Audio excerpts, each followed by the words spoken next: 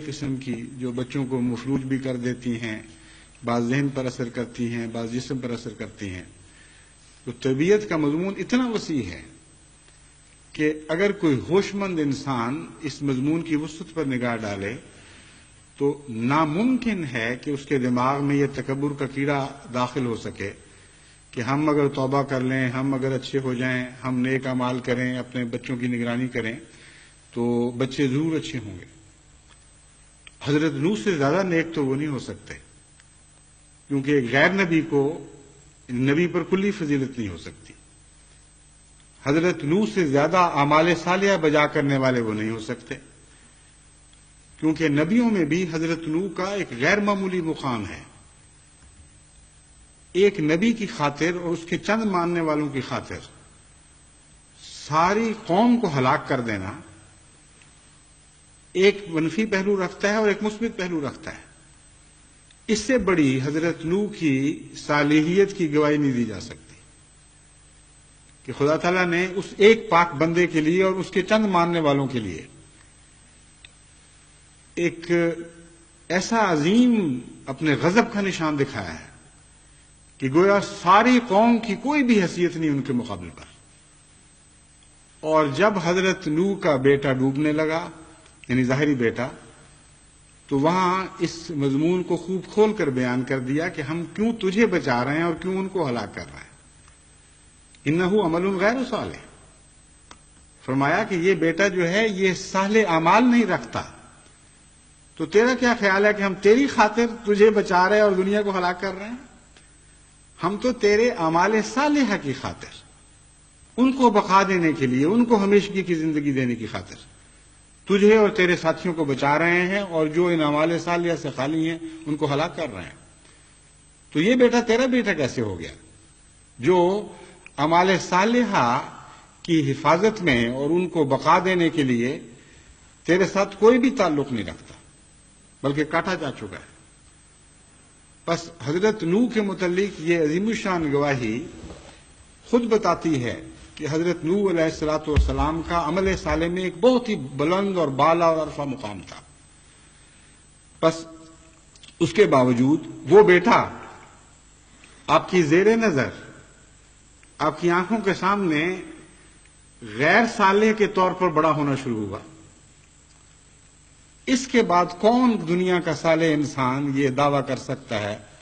کہ میری نیکی جو ہے وہ لازماً میری تمام اولاد کو بچا لے گی؟ اس لیے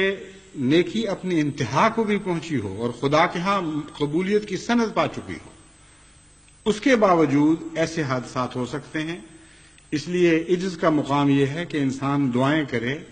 اور خدا تعالیٰ کے حضور یہ ہمیشہ عرض کرتا رہے کہ اے خدا تو ہی ہے جو چاہے تو ہم میاں بیوی کو ایک دوسرے سے آنکھوں کی ٹھنڈک عطا کر اور ہماری اولاد کو متقی بنا دے. کیونکہ ایسی اولاد کا امام بننا، یہاں امام سے مراد باپ کا یا ماں کا معنی رکھتا ہے، یعنی دونوں کی چونکہ مشترکہ دعا ہے اس لیے ماں بھی امامت میں شامل ہے اور باپ بھی امامت میں شامل ہے. تو مراد یہ ہے کہ اے خدا ہمیں ان نسلوں کا ماں باپ بنا جو متقی ہوں، اور ان کے بغیر ہمیں آنکھوں کی ٹھنڈک نصیب نہیں ہوگی. اس میں ایک اور معرفت کا نقطہ تربیت کرنے والوں کے لیے بیان فرما دیا جس کو بھلا کر پھر لوگ تربیت میں بے شمار غلطیاں کرتے ہیں. فرمایا اگر تمہیں تقوی کے سوا کسی اور چیز میں آنکھوں کی ٹھنڈک نصیب ہوئی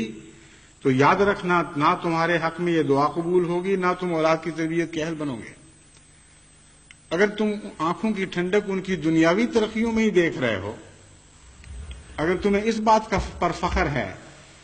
کہ بیٹی سنگھار پٹار اچھا کرتی ہے،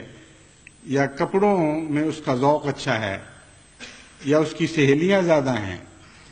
یا دنیا کے لحاظ سے وہ بلند مقام رکھتی ہے اور ہر دل عزیز ہوتی چلی جا رہی ہے،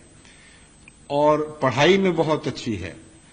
اور ان باتوں پر تمہاری آنکھیں ٹھنڈی ہوتی ہیں اور تم واری جاتے اس کے اوپر اور کہتے ہو یہ دیکھو ہماری بیٹی گھر میں آ گئی، آج یہ کیا اس نے، آج وہ کیا، اور تمہیں دل کا سکون انہی باتوں میں نصیب ہو گیا،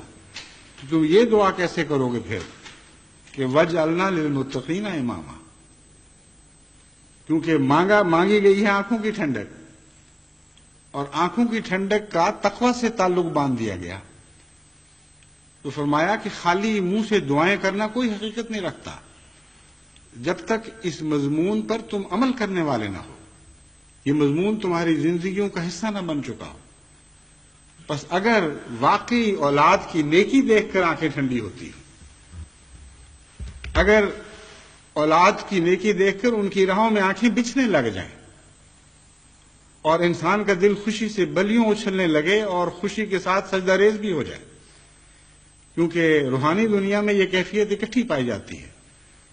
خوشی سے دل اچھلتا بھی ہے اور خدا کے حضور سجدہ ریز بھی ہو جاتا ہے، تو پھر تم یہ دعا مانگ سکتے ہو کہ وَاجْعَلْنَا لِلْمُتَّقِينَ إِمَامًا،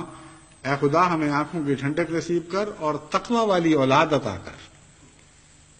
اس کے بغیر تمہاری اپنی خواہشات اور اپنی تمنائیں تو دنیا کے رستوں پر چل رہی ہوں، اور اپنی اولاد کی دنیا کی ترقیات سے تم راضی ہو چکے ہو، اور اگر وہ عبادت نہیں کرتے تو تمہیں دکھ نہ ہوتا ہو، اگر وہ نیکیاں اختیار نہیں کرتے تمہیں تکلیف نہ ہو، اگر وہ جھوٹ بولنے والے ہوں تو تمہارے لیے تمہارے دل عذاب میں مبتلا نہ ہو جائے، اور اگر وہ لغویات میں ایسے محو ہوں کہ ذکر الہی کے مقابل پر لغویات کو اہمیت دینے والے ہوں، تو پھر تمہاری آنکھوں کی ٹھنڈک غیر متقین میں ہے اور تمہاری یہ دعائیں بالکل کھوکھلی ہو جائیں گی۔ بس وہ لوگ جو بعض دفعہ یہ شکایت کرتے ہیں کہ جی ہماری دعائیں قبول نہیں ہوتی، آپ ہمارے لیے دعا کریں،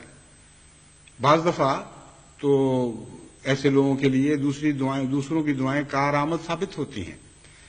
مگر ایسے مضمون میں جو میں بیان کر رہا ہوں غیر کی دعا کام نہیں آ سکتی، کیونکہ انسان کے اپنے اعمال اور اپنی نیتوں کے رخ ان دعاؤں کے خلاف عمل کرنے والے ہوتے ہیں، ان کو جھٹلانے والے ہوتے ہیں۔ دعائیں اور سمت میں ان کو لے جانے کی کوشش کرتی ہیں اور وہ دعاؤں کے مخالف سمت میں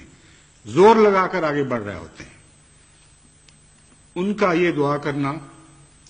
کہ یہ دعائیں ہمیں اڑاتے ہوئے ان سمتوں میں لے جائیں جن میں جو تیری طرف